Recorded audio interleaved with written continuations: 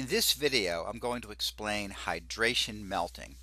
Hydration melting is the process by which rocks inside the earth melt spontaneously when they're exposed to water.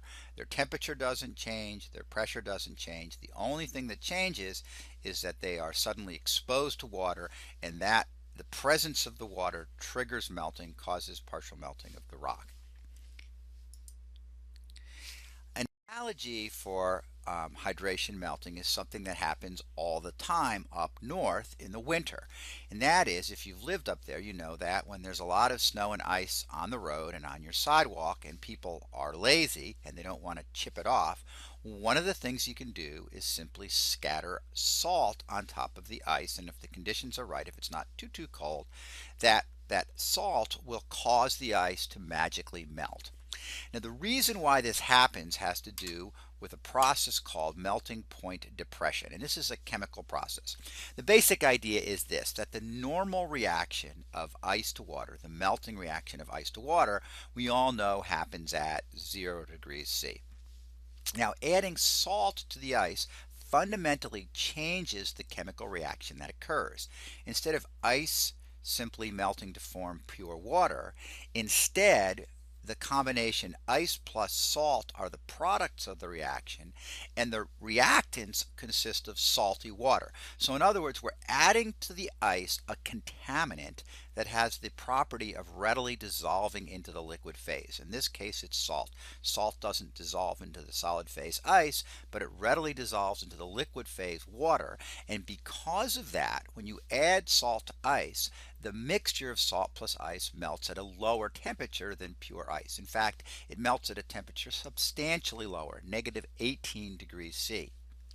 This means then that if you have some ice at, say, -5 degrees C, if it was pure ice, then at that temperature, -5 degrees C, ice would be the stable form, right? But if you were to add salt to that ice at -5 degrees C, the stable form is of that mixture is salty water.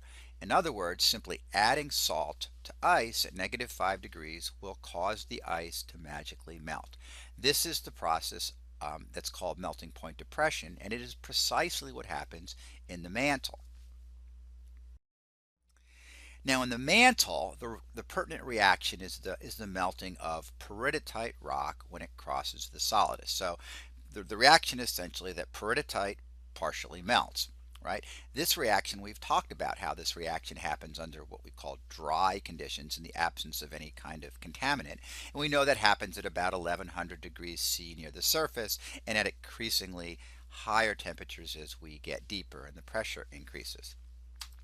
The basic idea here is that if we add a contaminant, in this case water is the contaminant, then our reaction fundamentally changes, exactly like the reaction with ice. So we're adding to the peridotite a contaminant, in this case water, that has the property of not dissolving into the solid form, but readily dissolving into the liquid, into the magma. So the reaction becomes peridotite plus water becomes a hydrous melt, or a melt in which the water is dissolved.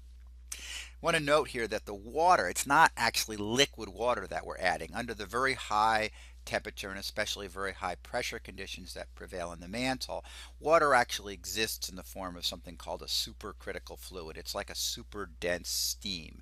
It's not really very important to understand the actual form. The basic idea is that we're adding H2O to the rock. That H2O is then going to dissolve into the melt, and when that happens, that process lowers the melting temperature of the peridotite. In other words, it lowers the solidus temperature of the peridotite.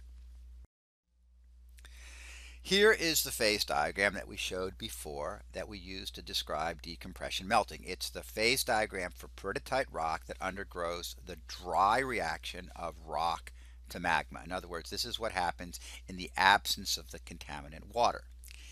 This is what the phase diagram looks like now if instead of just dry rock becomes magma, we add water, so the reaction becomes rock plus water becomes hydrous magma. Notice that both the solidus and liquidus lines have shifted dramatically to lower temperatures, on the order of 400 degrees lower temperatures they occur at approximately 400 degrees lower temperature in the presence of water. Here they are, the dry phase diagram on the right and the wet phase diagram on the left. You can see them side by side and see how dramatic that shift in the phase boundaries is when we simply add water to the rock. This is the principle that underlies hydration melting. So once again, imagine that we have a blob of rock in the asthenosphere. Actually, it doesn't have to be in the asthenosphere. It's somewhere in the mantle, though, here down beneath the surface. We can plot the position of that rock in terms of its temperature and pressure on the phase diagram to the right. And here we see that it lies at about a temperature of 1,000 degrees and a depth of about 22 kilometers, something like that. It lies on the geotherm, meaning it's at a typical temperature and pressure for rocks of that depth. And because it lies in the blue field here, the field of all solid, this rock is completely solid. There's no liquid present at all. Now we're going to simply allow this rock to be penetrated by some kind of water. The water, as shown on the right, dramatically lowers both the solidus and liquidus temperatures. And now the rock, once again, its temperature hasn't changed. It's still at about 1,000 degrees C. Its pressure hasn't changed. It's still at about 8 kilobars, or about a depth corresponding to 22 kilometers. But now, because of the addition of water, the phase diagram has changed. And now, instead of being in the field of all solid, it lies in the field of liquid plus solid. In other words, it lies above its solidus, or it's begun to melt. Once that happens, the rock begins to melt. Magma forms, magma is squeezed out of the rock, and magma rises to the surface to emerge as volcanoes, just exactly like it did before with decompression melting. And once again, just like it did before, this magma generated from the partial melting of ultramafic peridotite rock will have a mafic composition. One difference, however, between the composition of this magma and the magma generated by decompression melting is that this magma will contain the water that triggered the melting event, right? Because the process of melting point depression requires that the contaminant, in this case water, dissolves into the liquid phase. So the magma that's produced is mafic magma, but has a high concentration of dissolved water. Well, where does this process happen? It only happens at subduction zones. Subduction zones are the only place on Earth where hydration melting occurs. And the reason is that it's the downgoing plate that carries the water deep into the mantle, where it can then trigger melting by the process of hydration melting. This is actually a really interesting and complicated and wonderful story that actually starts out at a mid-ocean ridge. So remember, at a mid-ocean ridge we have decompression melting, and we produce volcanic rocks at the mid-ocean ridge. These volcanic rocks, tend to be broken up and fractured and relatively permeable, and at some depth beneath the surface there's a hot magma chamber. Again, these lie deep beneath the sea, and this encourages a circulation system to form where cold ocean water sinks into the permeable rocks, travels through the rocks, gets heated by proximity to the magma chamber, and then rises and exits the seafloor in these spectacular kind of plumes of hydrothermal fluid known as black smokers. They're known as black smokers because they carry with them lots of dissolved substances, which immediately precipitate out as minerals when the water chills upon exiting the earth.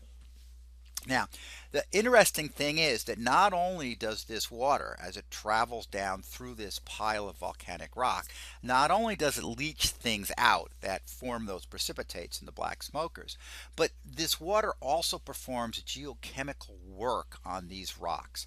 Specifically, what it does is it alters the minerals in the volcanic rock, in the basalt that are found here near the mid-ocean ridge.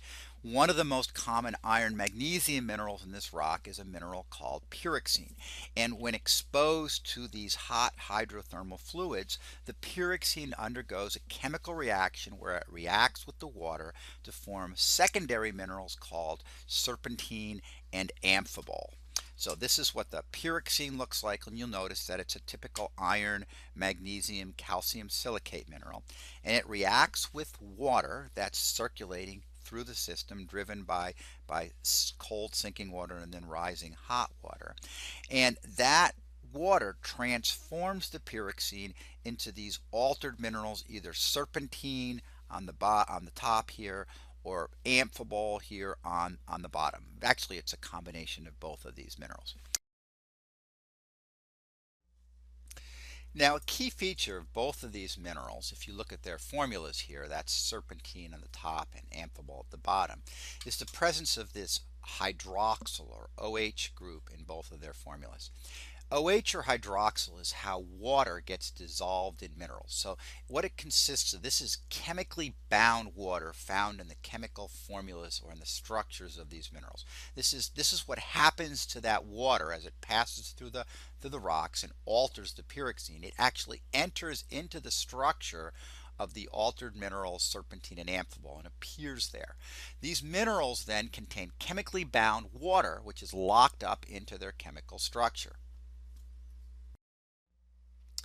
So let's think about what happens now to this altered rock once it's formed at the mid-ocean ridge. This little yellow ball is to represent that altered basaltic rock, which contains serpentine and amphibole. And once it's formed at the ridge, you know it's a divergent plate boundary, so the rocks spread apart and move in opposite directions. And some of it here moves off to the left, this hydrous rock, and eventually that rock is going to go down into a subduction zone.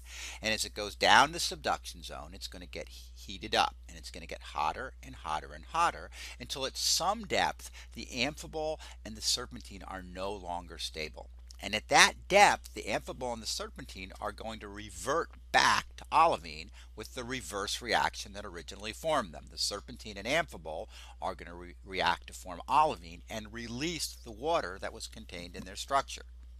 So here's the serpentine and amphibole, and at high temperatures, the reaction occurs that they revert back to the pyroxene, and they release this water now, which is going to rise because it's deep inside the mantle. It's going to rise as a superheated steam, and it's going to now trigger melting by the process of hydration melting.